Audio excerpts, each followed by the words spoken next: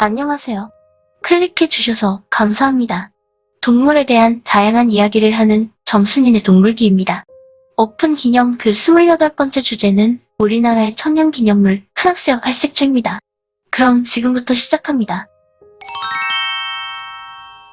초등학교 시절 크낙새는 우리나라에만 살고 있는 고유종이라고 수없이 들어왔던 분들이 계실 거예요. 게다가 아주 예전 TV에서 방영하던 딱따거리라는 애니메이션의 인기에 힘입어 크낙새의 인지도도 덩달아 올라간 적이 있었죠. 하지만 이제 크낙새는 우리 주변에서 찾기가 거의 불가능해졌고 딱따거리를 기억하시는 분들은 아마도 아저씨, 아줌마가 되었을 거예요. 어쩌다 이 친구가 모습을 감췄을까요? 크낙새는 우리나라 천년기념물 제197호로 지정된 딱따구리과에 속하는 친구예요. 예전에는 황해도부터 부산까지 아주 넓은 지역에 많은 수가 분포되어 있었던 흔히 볼 수 있는 새였답니다. 하지만 6.25 전쟁 이후로 개체수가 급감하더니 지금은 크낙새를 봤다면 뉴스에 나올 정도로 희귀한 새가 되었어요. 우리나라에선 광릉 국립수목원에서 1974년에 한 쌍이 발견되었는데 커플은 1979년까지 매년 번식에 성공했었죠. 그러나 그 새끼들은 북한으로 갔는지 중국으로 갔는지 소식을 알 길이 없고 심지어 다른 크낙새는 담비에게 잡아먹히기까지 했어요. 그 이후로는 남한 지역에선 절멸했다고 생각했었답니다. 그러다 1993년에 또다시 광릉에서 목격되었는데 그게 공식적으로는 마지막이었습니다. 그렇게 마지막 친구도 우리 곁을 떠나버린 후 우린 이 아름다운 친구를 사진에서만 볼 수 있었어요. 사람들이 많이 찾는 광릉 국립수목원의 환경이 안 좋아서 그랬다는 추측도 있고 이 친구들이 먹이로 삼는 장수하늘소가 부족해서 떠났다고 생각하는 학자들도 있죠. 하지만 아주 다행히도 북한에는 황해도에 20여 마리가 생존해 있는 걸로 확인되었어요. 위쪽 동네에서는 이 친구를 크락새라고 부르는데 천년기념물 제433호로 지정해서 보호하고 있습니다. 하지만 20여 마리라는 개체수도 절멸을 피하기엔 충분한 숫자가 아닌지라 결국은 양쪽 정부가 만장일치로 남북 공동보건연구 대상종으로 선정하고 힘을 쓰고 있어요. 항상 하는 이야기지만 정부 권력이 투입돼야 제일 빨라요. 이 친구들은 상당히 까다로운 아이들이에요. 200년 이상의 고목에만 둥지를 틀고 매년 나무를 바꿔가며 살아가죠. 게다가 주먹이는 역시 희귀 천연기념물인 장수하늘수인데다 사람을 극도로 경계하는 수줍음쟁이라 여러 가지로 쉽지 않은 친구인 건 확실해요. 그런데 뜬금없이 갑자기 2019년에 서울에서 크낙새로 추정되는 새가 목격되었습니다. 화질이 선명하지 않아 확언하기는 좀 어려운데 사실 크낙새는 까막딱따구리와 거의 비슷하게 생겼거든요. 배 부분이 흰색이면 크낙새, 검은색이면 까막딱따구리랍니다. 까막딱따구리 역시 천년기념물 제242호로 보호받고 있어요. 크낙새보단 많은 개체수가 생존해 있죠. 어쨌든 미심쩍긴 하지만 점순이는 이 친구가 돌아온 크낙새라고 믿어볼래요? 크낙새는 종 자체만으로도 남과 북의 천년기념물이고 이 친구들이 사는 곳 역시 천년기념물입니다. 대한민국에선 광릉 크낙새 서식지가 천년기념물 제11호로 북한에선 황해도 인산 크낙새 서식지가 천년기념물 제173호, 황해도 평산 크낙새 서식지가 천년기념물 제190호로 지정되어 관리되고 있죠. 종 자체와 서식지가 남과 북 모두에서 천년기념물로 지정된 흔치 않은 동물이에요. 이렇게 사람들이 쟤 하나 살려보겠다고 이념을 뛰어넘어 노력하는데 언제쯤 그 결실을 볼 수 있을까요?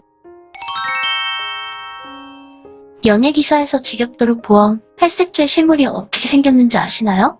이 환상적인 철새의 깃털 색깔은 그 아름다움을 견줄 만한 비교 대상을 찾기조차 힘들어요. 정말 몸에다 물감을 칠해놓은 것 같아요. 우리나라의 천년기념물 제204호인 이 친구는 겨울에는 말레이 반도에서 월동을 하고 여름에는 우리나라와 일본으로 와서 번식을 하는 여름철새입니다. 예전에는 황해도부터 제주도까지 넓은 지역에 걸쳐 번식을 했지만 서식지 파괴와 공해로 인하여 요즘에는 거제도와 제주도에서 집중적으로 여름을 하고 있어요. 그래서 이 친구의 집중 번식 장소 중 하나인 거제 학동리 동백나무 숲 및 팔색조 번식지 역시 천년기념물 제233호로 지정되어 관리되고 있죠. 팔색조의 육아 방식은 독특합니다. 새끼가 알을 깨고 나오면 어미는 그 알 껍질을 모두 먹어버리죠.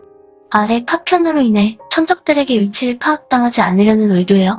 새끼들에게는 곤충이나 지렁이 등을 먹이로 주는데 엄마가 먹이를 주는 동안 아빠는 경계를 담당하죠. 이때 천적이 나타나면 아빠는 자기 자신을 미끼로 하여 적들의 눈을 돌립니다. 눈물 없이는 볼 수 없는 광경이 아닐 수 없어요. 팔색조란 별명을 배우나 투수들에게 많이 쓰는데 사실 팔색조라는 별명은 가수들에게 쓰는 것이 훨씬 어울립니다. 이 친구의 노래는 깃털보다 아름답거든요. 분명 궁금하실 분이 있을 테니까 짧게 들어보고 가실게요.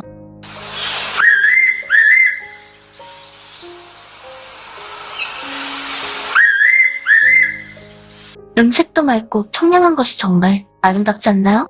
팔색조의 영어 이름이 왜 페어리 피타인지 알 것 같아요. 색깔이나 노랫소리 모두 요정을 떠올리게 해요. 하지만 이 아름다운 친구들도 그리 만나보기 쉽지는 않습니다. 큰 학새보단 보호가 잘 되어 있어서 개체수는 훨씬 많지만 그 누구도 따라올 수 없는 부끄럼쟁이라 사람 눈에 잘 띄지 않아요. 게다가 누군가 보고 있다고 생각하면 나뭇가지나 쇳덩으로 둥지 입구를 막아버려서 관찰하기가 정말 어렵죠. 그래서 저 친구들이 월동을 하는 나라에선 행운의 새로 여겨진답니다. 팔색조를 봤다면 행운이 온다고 믿죠. 그리고 이 친구들은 더 이상 북한으로 가지는 않기에 북한에선 천년기념물이 아니지만 이 친구의 아름다움이 그리웠는지 기념 주화를 만들기도 했어요. 동전이라 색깔을 넣을 수는 없었겠지만 특징은 잘 표현했네요.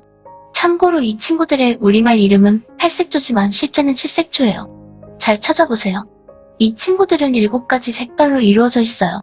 이번에는 우리나라의 천년기념물 두 번째 이야기. 우리 주변에서 정말 보기 힘들지만 매력적인 두 친구들, 흑색와 팔색조에 대해서 이야기해봤어요. 이런 환상적인 친구들에 대해서 더 자세하게 알고 싶은 분이 계시다면 대전광역시 서구에 위치한 천년기념물센터에 방문하시는 걸 추천드릴게요. 전문 해설가들에게서 자세한 설명을 들을 수 있고 때에 맞춰 가시면 특별 전시도 관람할 수 있습니다. 지금 가시면 6개의 점으로 만나는 천년기념물 동물을 보실 수 있겠네요. 그럼 점순이네 동물기는 다음 편에서 또 다른 동물 이야기로 돌아오겠습니다. 구독과 좋아요는 더 좋은 영상을 만드는데 큰 도움이 됩니다. 지금까지 시청해주셔서 감사합니다.